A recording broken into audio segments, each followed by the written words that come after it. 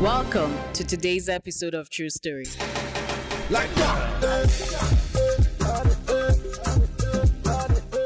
She is Nigeria's prolific dancer. She has appeared in famous music videos, and some refer to her as Nigerian dance queen. She is known worldwide. On today's episode of True Story, we bring you Kaffy Ahmed. My name is Kaffy Ahmed. I'm a Lagosian, and I come from a very extended family, and I well-traveled from childhood to now, so that means that I have different level of upbringing format, you can put it that way, in terms of where I've lived and how that has affected how I think and how I grew up as a person. I went to Chrisland Primary School in Lagos, and for secondary school there was a lot of secondary school, but I finished at Coca Secondary School really.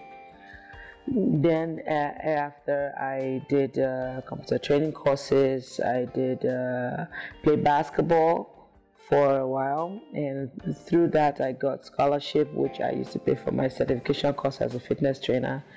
Then after that I went into Open State University. I did data processing in computer science department. Thereafter which I pursued sports science, but I didn't finish that till I became a choreographer, and I now run my own dance company called the Magnetic Dance Company. Kaffy's story is that which has seen her move from grace to grass and from grass to grace. I come from a well-to-do family, and it's just that life dealt its own hand somewhere in the middle, especially when my parents got divorced and everything just went crumbling down. And I was given I had to assume responsibility at a very young age. You know, before I was 11. I had to start being responsible for my younger ones and understanding what was happening within the family, you know, within the family, of the fact that mom and dad are not no more together, and you're either going to be with dad or you're either going to be with mom, and how all that affected growing up has its own part to play with who I've become today. I've never doubted myself one bit. The process was frustrating, and how will I put it? Yeah, there are moments where you wonder when it's going to stop, and you wonder when things will get better. But because of, number one, my spiritual upbringing, I grew up to know God very early. Before I was even 5, I could feel His presence so much that I think that is one of the major pillars that has really crafted who I am, because everything came about, you know, as a youth you go through everything, especially when you are being catered by a single parent. You are exposed to a lot of things that you probably would have been protected from if you were with both parents. And even when we had both parents, they were busy parents as well, so there were a lot of things life was throwing at you. But number one, the spiritual upbringing helped me a lot to stay steadfast to who I am and understand right from wrong early enough. And even when I step off track, I can easily recognize the fact that, man, this is not good, or nobody can convince me to be bad, because I know what bad is. So I don't need to test it before I know that, you know, it's not good or it's not pure. And that has really helped me sustain the idea of greatness. For me, I never was in the situation whereby I define greatness by just achieving something. I was trying to be somebody and mean something. That was what was my pursuit really. My pursuit was, I've seen things go down the drain, and I've seen how my parents handled different kind of parts of their lives, from themselves as individuals to their marriage to their business, and I've seen how effect of taking care or not taking care has affected that. And I didn't want to grow up to be an adult that will not be able to take total responsibility of his or her action, and because of that I didn't want to fail. I didn't want to fail because I know one day I'll be bringing children to this life, and I don't want to fail. And because of that, I really stayed focused. Education was one of my priorities, and it was not very easy with a single parent, my mom coping with the bills of 3 children with her and taking care of us, and I was going to school at the same time. So most of the time we had to sacrifice. One person had to stay, so one person goes. Even if you can afford all of us going, it's probably going to be only one term or only 1 year. So at the end of the day, I had to look at it from the angle of, look, nothing is impossible. If I have friends, then I can borrow books. So moments when there's no money to go to school, I know that I have friends. If I can go and watch TV in their house, go and eat their food, why can't I say, hey, borrow me your Macmillan and let me go and photocopy it so that I can read? So I ended up reading. I was homeschooled by myself many years during the transition between my primary school into my senior secondary school. A lot of terms I had to be homeschooled. Most of the time we could only gather money during the 3rd term, and 3rd term means exam promotion. And I struggled to be part of the 3rd term so that I can pass into I can have some kind of continuous assessment that proves that I'm ready for the next class. And most of that was done at home. Most of my notes was built up in the house. The thing about my life is that a lot of things that I lacked, and I developed the skill to gain them, has actually made me become that kind of person whereby I don't see lack anymore. Rather, I look for an opportunity to get what I need or what I want, depending. And I've also grown out of the fact whereby I don't need unnecessary things. We want a lot of things, but a lot of things that we want are unnecessary. What we need, you need to define based on your personality. Who you are defines what you really need. There are some things that are unnecessary. You understand, you grow up, you want to have the finest phones, you want to be, as a young person, there are a lot of things that flows with peer pressure and all that, but based on how I grew up, I learned a lot of discipline. You're not, just because you're carrying the fanciest phone, it's never going to trigger me to want to buy one. It will only trigger me to buy one if I need it, and if I need it for something. So I tell a lot of young people, especially those that work with me, that look, I've been there in that state.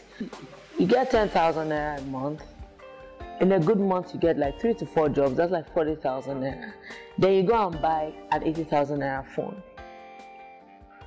Then you need to pay for subscription, about 5,000 naira a month. If you calculate all the 1,500, depending on the kind of data plan that you are on, you are already feeding a monster that you cannot keep up with. Whereas that 40,000 naira can feed you, can transport you to work, I can cater for you to an extent. I wanted to be educated because I needed it to get to where I want to go to. Without education, I cannot relate what I want in life to people. You understand? If I have a business in mind now and I need it to be funded, I need to have a business plan. I need to approach a bank or an investor. Well, am I going to go to the investor and say, I want to be selling remote? Ability to market, ability to convince you that this remote control is the best thing you ever have. That's the skill. So if you don't have any form of skill at all, you can't even talk. I'm not even talking about phone here. You understand what I'm saying? You can't even speak to decide. You understand what I'm saying? You get it? Most of the billionaires in this world will check their educational background. It's not like it's amazing. Most of the greatest minds, they even finish school because they felt they were caged. They wanted to explore even big. But did they finish school? They mean they weren't educating themselves.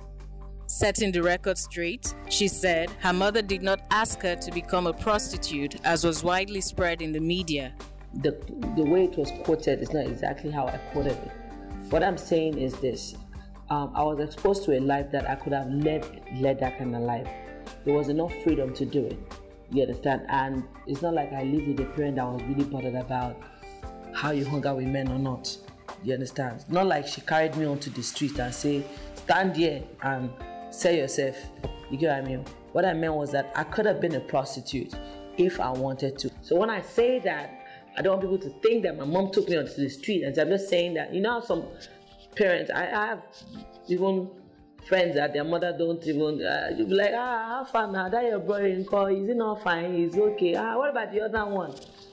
What are they encouraging? They're encouraging you to live that kind of life. You understand what I mean? So, but I'm not like that. This award-winning dancer encouraged parents to allow their children follow their dreams rather than dictating for them. I have young people who say their parents don't want them to dance.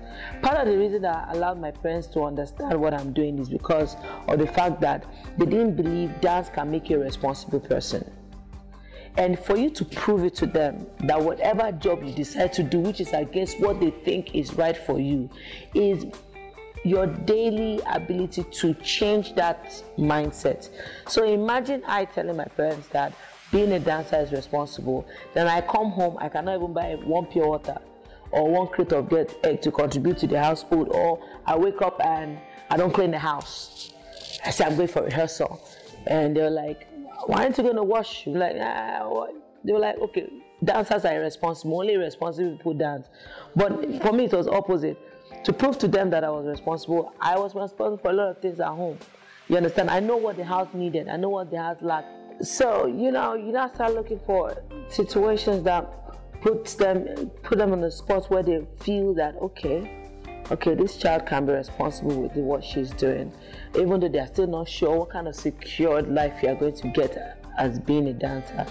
How would that make you important in the society? Because we come from a culture whereby parents take pride in who their children become, and they believe it's being a doctor, lawyer, or engineer, or any of those fields that actually gives you that kind of respect in the society, especially people who are already seen in high regard.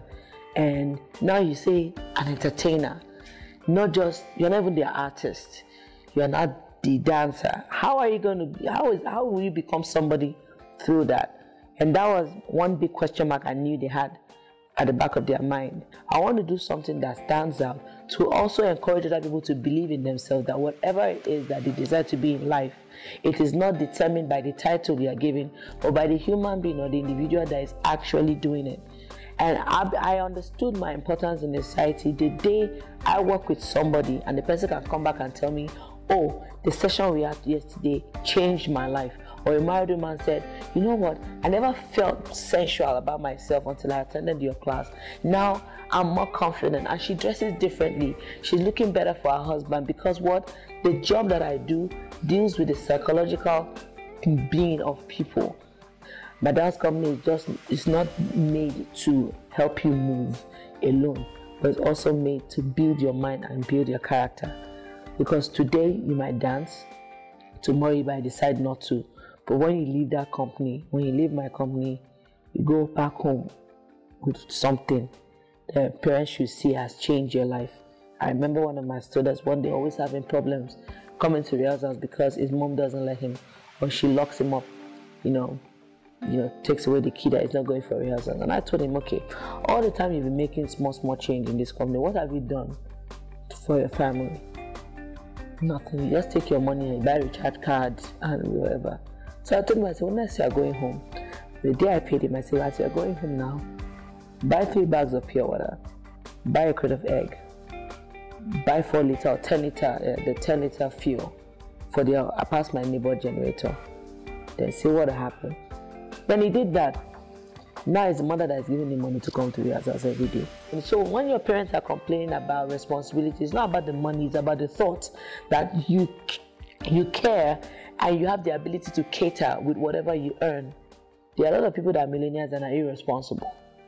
You understand? They can pop one bottle of champagne for 400,000 naira, yet their bank account is still in red just because they want to show off. Do you get what I mean? So those are different, life situations that has really turned me into who I am today. Coming up, I believe that the African youth stand a great chance, because if you look at us, we all have that same hustle story. And later, there's something in your life that you can do that will not cost money for you to start it. Hi, my name is Teju Babyface and you're watching True Story, a program of inspiration. I encourage you to keep on watching till the end so that you can kindle the fire that already exists in you on some level, perhaps a smoldering flame or perhaps a roaring furnace. Whatever the level of the fire that burns in you, the passion for wisdom and for knowledge and for understanding, you can always do more. So these stories are not supposed to inspire you as much as they're supposed to ground you in reality, letting you know that behind every glory there's a story. And as we all continue on the path to outstanding success, we need to hear and be inspired. So I hope this inspires you. Hello, this is Olu Jacobs. You are watching True Story. There is nothing as good as a true story. Keep watching. She is Nigeria's prolific dancer. She has appeared in famous music videos, and some refer to her as Nigerian dance queen. She is known worldwide. On today's episode of True Story, we bring you Kaffy Ame. She shed light on breaking the Guinness World Record for the longest dance party. Well, the contest was an idea of Uncle Ben Murabus, that's the chairman of Silverberg Group. And we were walking one day in the gallery and he was like, how long can you dance for? I said, I have no idea. So I was like, okay, he's trying to see what can help Nigeria be in a good light. You know, that period, Nigeria was getting a lot of negative press, and he just believed that there should be something in that record that should be breakable, you know, or records that are exhibited are breakable. So I don't know, so that was where it ended. The next few months, I just realized that he has contacted the Guinness World Record people and they wanted to do, he saw one record that I feel we could break, which is the longest dance party. That means the longest amount of people together dancing to break the Guinness record. And the existing record was about 52 hours or 53 hours or so. You understand? And they didn't really understand how to achieve it, but they felt, okay, one of the things too that we need is not just about knowing how to dance, but you need stamina. And to have stamina, anybody could be qualified for that kind of thing. So it's not particularly addressed to dancers. It was thrown open, and they announced at the radio that come and run a 15-kilometer marathon, and from the marathon we'll be able to know that, okay, you are fit enough to qualify. So what we need is 120 people qualify from the marathon. So it's not about you being the first or the last in the marathon. It's about you being part of that 1 to 120. You understand? So I was like, okay. So they called me up, will your students come? So I had got 30 forms and I put it out there to my students that time that, do you guys want to partake in it? And I didn't even plan to be part of the contest. I was just trying to counsel my people through it, and a lot of people turned up, and most of them were athletes. So I ended up being part of the 120 and realized that the organizer didn't really have a clue on how to handle the physical fitness required to help coordinate the whole thing. So I was partly coordinating. So what I did was I trained the whole 120 workout and everything like that. At the end of the day, it's about Nigeria breaking the record, not about one person or whatever. So we divided into 4 groups now. So we had a group that had mostly dancers, but not only dancers. We had a group that had mostly athletes, a group that has mostly people who are fit, and a group that had every other person. So they now mixed each group for each group.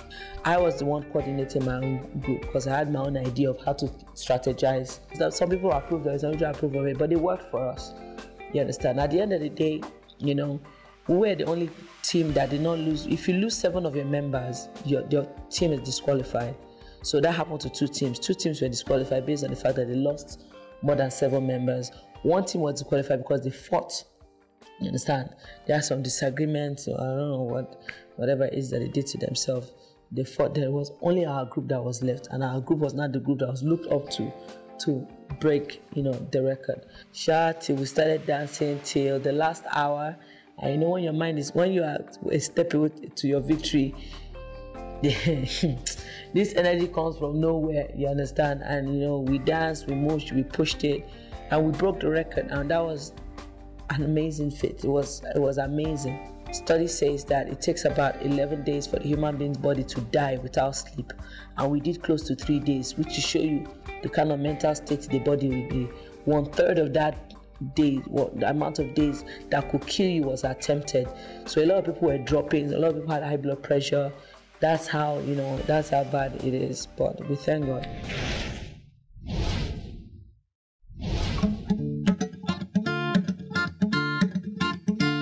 I have a dream that someday I'll be the super sun, will be the super sun.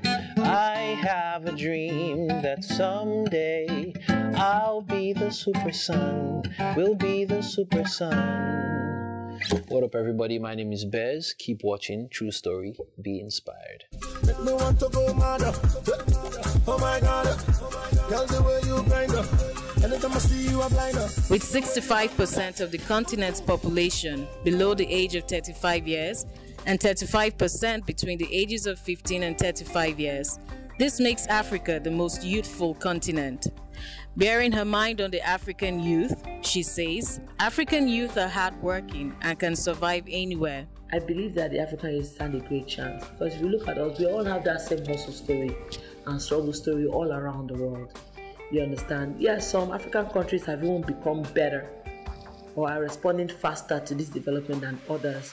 You understand? But as a whole, the potential is enormous. It's scary.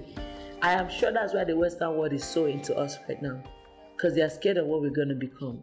They are one of the most talented people in the world, and a lot of our young people that are doing well are doing so well. When Nigerians do well, they do great. They don't do well, they do great. So we need the society to understand that the young people are priority, so that in the next 10, 15, 20 years, the product that will have come out, you'll be amazed. She said Nigerian youth should follow their dreams and also explore other sectors other than music, and that they should not be afraid to start small. They believe music is a jackpot. Let us even look at it critically. Look at the amount going into music. Look at the amount coming out millionaires. They are like ratio 100,000 to 1. So that should just tell you that it's not easy to even be a musician. It's not easy. And the art of making other people happy, it is a skill beyond just knowing how to sing. Some people cannot. There are some people that really know how to sing, but they are not stars. Why? They know how to sing. When they start singing here, you'll be like, are they blind? But they're not stars, because they're not star quality. That is something else that God gives to you. So why must everybody want to be on stage? That's my own problem. Being a musician, being a dancer doesn't mean all of us will dance on stage. You understand? I can count how many times I've danced on stage in the past 2 years, but I've been working more than any dancer in this country. I've been working. Do you get what I mean? I've been working harder than any dancer in this country. I can categorically say that. But how many videos have you seen me in personally? That's the last one. And Ikoloma Demba, Timaya. But there are dancers today that I can count 90 videos they've done. Over 90. Today, they've done 90 videos, but you still don't know who they are. One advice I would give anybody that is aspiring to do something on his own is this. There is something in your life that you can do that will not cost money for you to start it. I go to National Stadium, I just walk in there and I do workout. For workout, one day the instructor did not come. I said, I can take the class. I took the class. So in the class, we can't pay you, no problem. I was doing it for free. From doing it for free, we can pay you, come and take. Okay, I got monthly fee. From there, I want personal training. I can pay you this. Before you know it, that's how it starts. That's how it starts. So start from somewhere that you don't, the thing that you know how to do that will not cost you money to start that one. Then after a while, the one that now requires capital, from that little one, you'll be able to spend money for that big one. That's how you help dreams grow. We hope you have been inspired on today's episode of True Story. If so, join us again on another interesting and inspiring episode next time on this station. Like that.